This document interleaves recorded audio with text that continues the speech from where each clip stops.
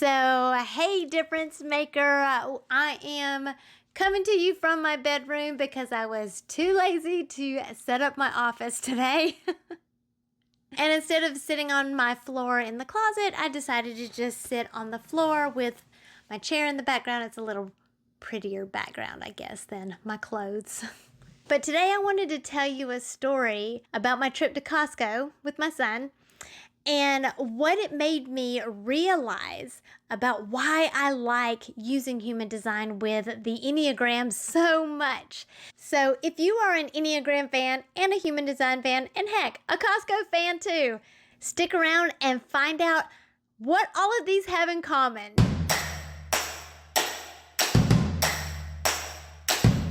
It's time to stop comparing yourself to others and plug into what is uniquely you. Welcome to Unbox Your Personality, the podcast for coaches, creatives, and educators like you who understand that your happiness makes you more effective at what you do, bringing out the best in others. I'm Jen P. Higgins, personality strategist and Enneagram fluff remover. Get laser focused on who you are and who you aren't, so you're free to make the impact you were born to make. And have fun doing it. Your personality is your business. So let's get down to business.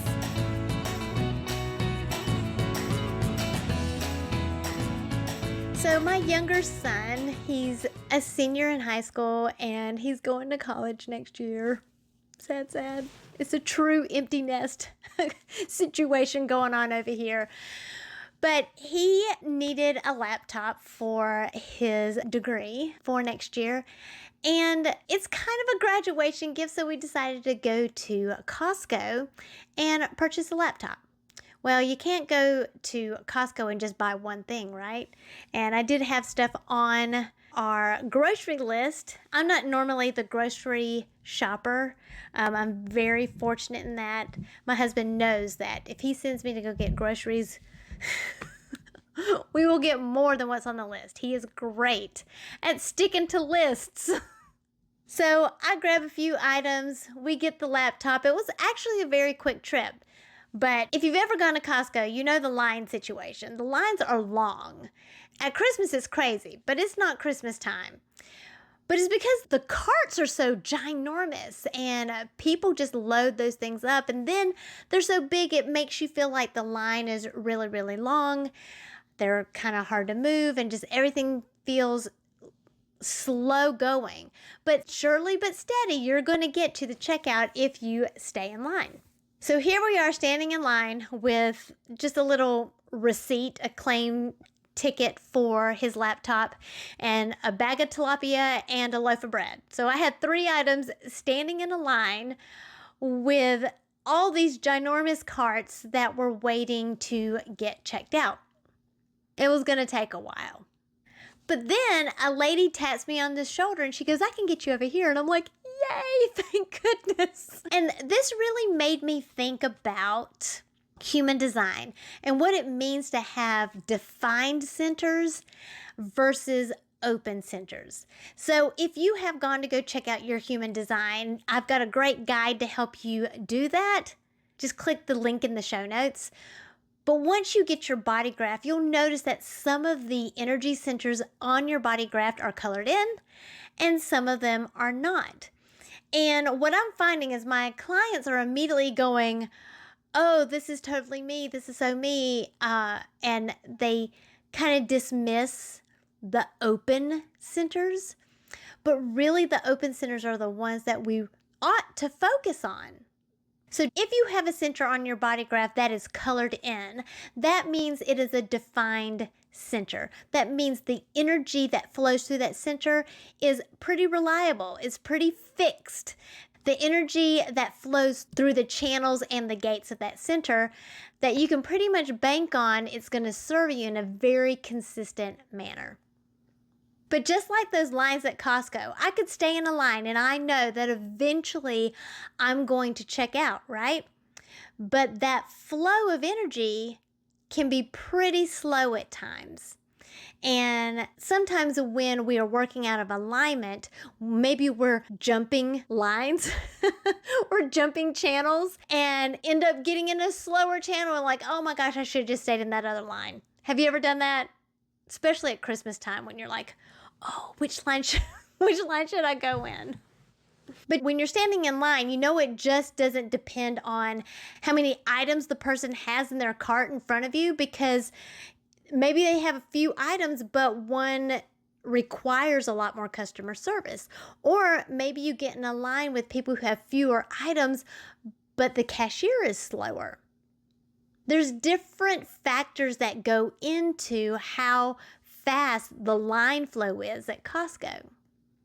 And the same thing is for your human design. There's different factors that go into how fast or slow the energy flows through your defined centers. And guess what helps us recognize that? Our Enneagram type.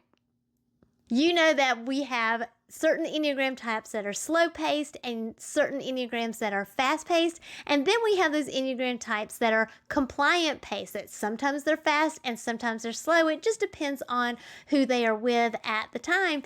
They tend to be like chameleons.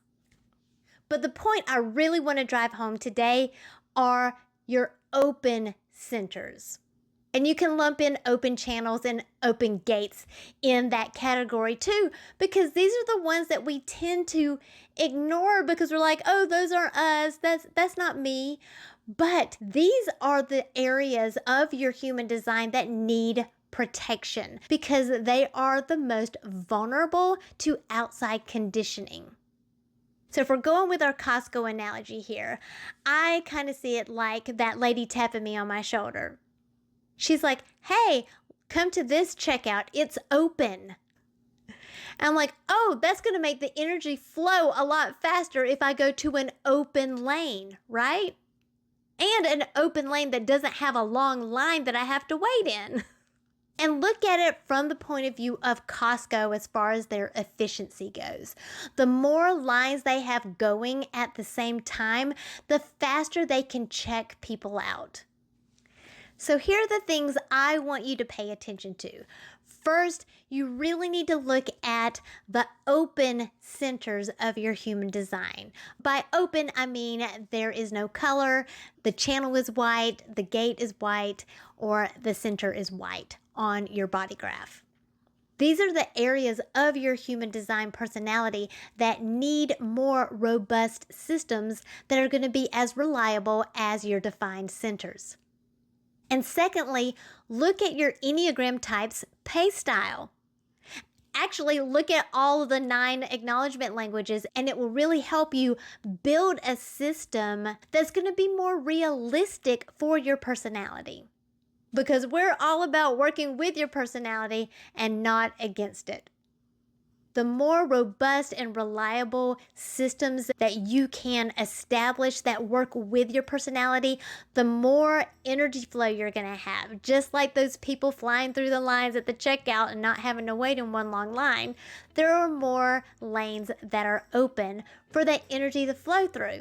That's going to make you feel more productive. It's going to help you get to your goal faster. And when you're working with your personality, you're going to feel a whole lot more authentic and have just the freedom and the peace to be yourself. There's nothing like that feeling. Don't forget to check out my guide, Integrating Your Enneagram and Human Design. It's a guide for leading a life and business with purpose. I have loved being able to use both of these tools, helping my clients and you unbox your personality, because when you can unbox yourself, you can unleash your power. Thank you for listening, subscribing, and reviewing the Unbox Your Personality podcast. To learn more about yourself, go to powercoachjen.com. Find out how you are different so you can make your difference.